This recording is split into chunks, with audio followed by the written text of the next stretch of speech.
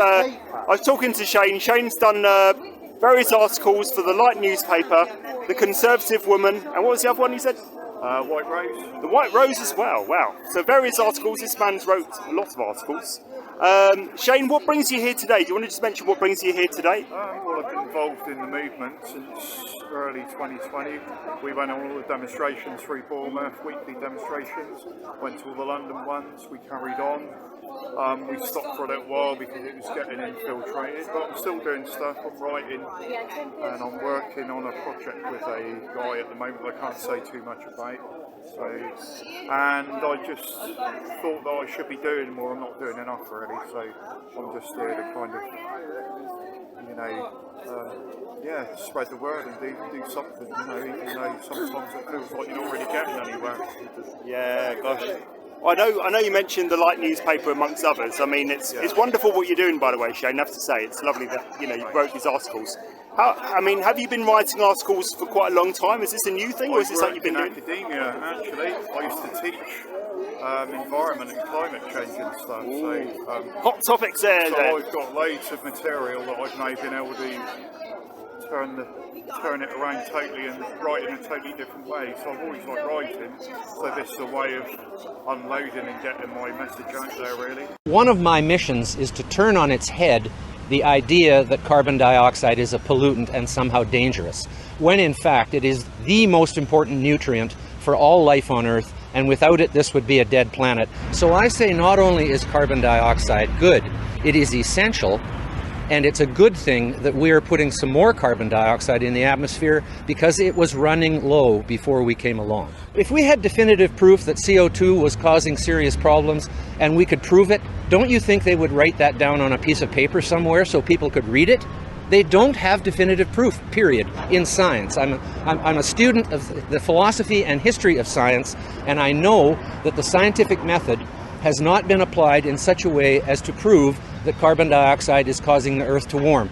Do you think in a few years, say 50 years from now, people go, that was a really stupid period in our history when we tried to change all our energy policies to cut this gas?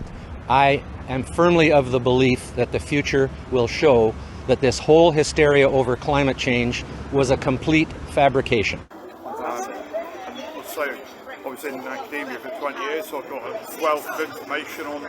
I was in sociology and psychology and environment and politics, so I've got loads and loads of info that I've been able to now reinterpret and rewrite and repackage and put it out there in a different way, knowing what I know now.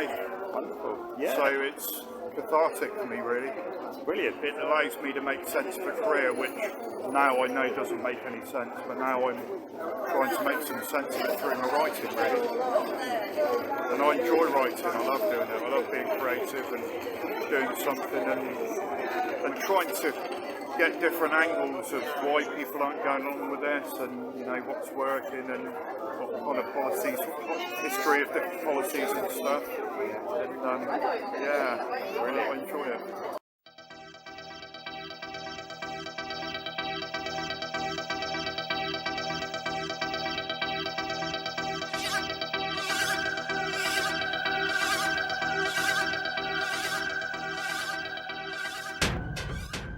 And have your views about climate change changed since you were doing teaching? Because did you kind of grow up with this idea that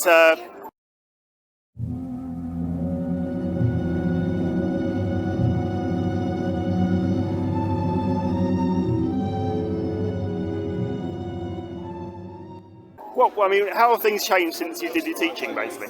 Did he do well? Did he do so very, did he do so very well? Well, I came into academia from a manual labouring background, so I did 12 years of doing degrees and did a PhD and went in there and it was sociology that I studied, but it was politics and PhD.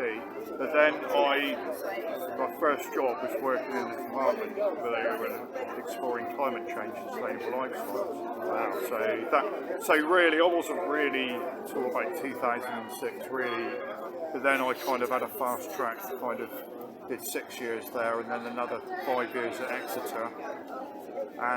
But I left academia in 2017, my contract came to an end.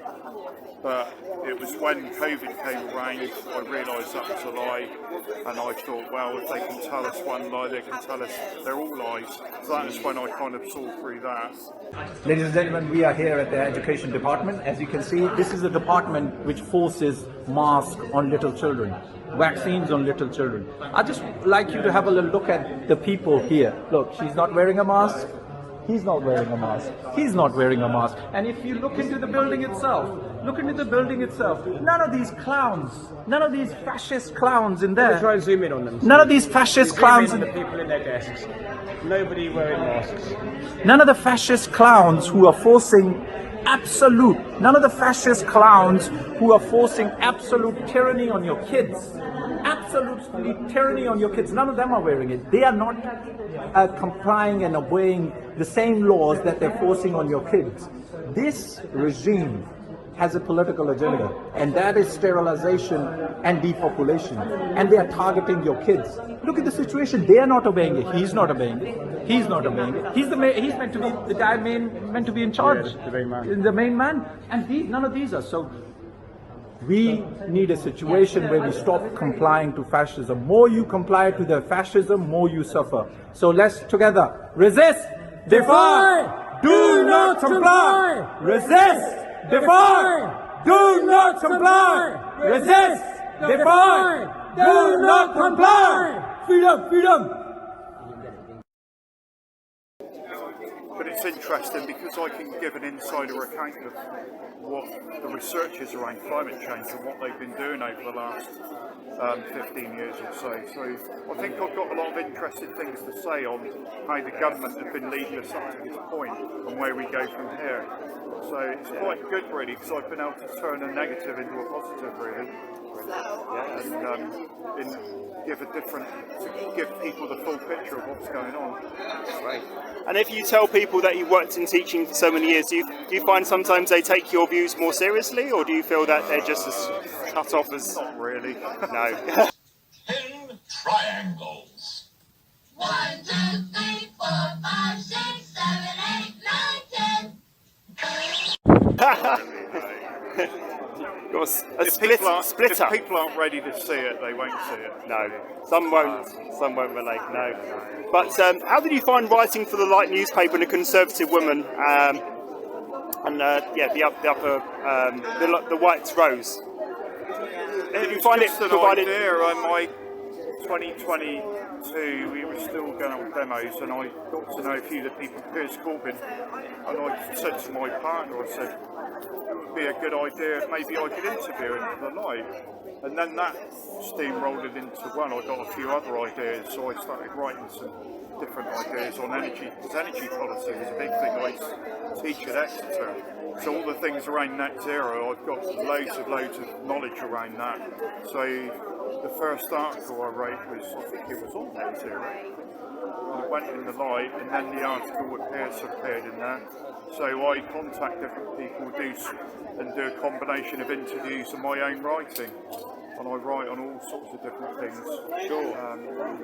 Things I just get ideas and write them down and then just go away and write them. And they're all fully referenced. I don't ever write bullshit or anything like that. They're all referenced. So I was taught at university to do proper referencing, do your research. They're all referenced. None of it's off. It's all located in literature. I read lots of books.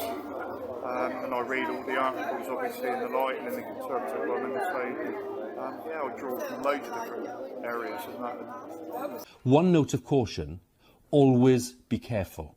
It's important to check all the sources. They might not be giving you the full picture, or they might have made, an innocent mistake.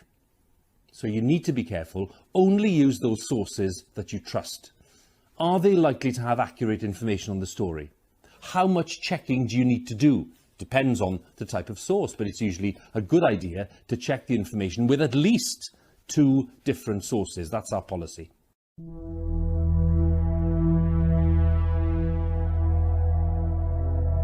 24 hours, 323 deaths have been recorded. That's people who died within 28 days of a positive COVID test. That's people who died within 28 days of a positive COVID test.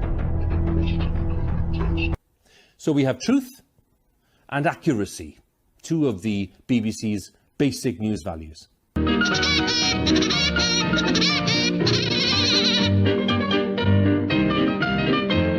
The audience need to trust you, and that depends on you being accurate. They're important values, and they'll help you become not just a reporter, but a trusted school reporter. Such a load of bollocks. Great. And one more question I want to ask briefly as well, Shane. How do you feel about the Light newspaper being branded far right? Because I mean, this was the Leveller Magazine, the Somerset Leveller, had a 2-page spread describing the Light newspaper as far right, and also Mariana Spring, the BBC disinformation reporter, also did a sting operation, didn't she, on the Light newspaper and its founder. Follow the yellow brick road. Follow the yellow brick road. Follow the yellow brick road. Do you think you're far right? Would you call yourself far right, Shane? No, it's all part of all communist revolutions in history have all gone. I wrote an article in there, I think it was in the Light. No, it might have been Conservative Woman, looking at the stages of communism. And one of those is to label anyone who doesn't agree with the narrative far right or distant, whatever. It's just another variation of that. You know, it's nothing new under the sun. You know, we haven't learned anything from history. All these things that go through the same. They might be slightly variations. They're using technology now to kind of brainwash people, and use an online for the way people use on it. But it's the same process. You know, you brand all your enemies as dissidents or far right or whatever the derogatory term is, and that's all they're doing with the Light paper.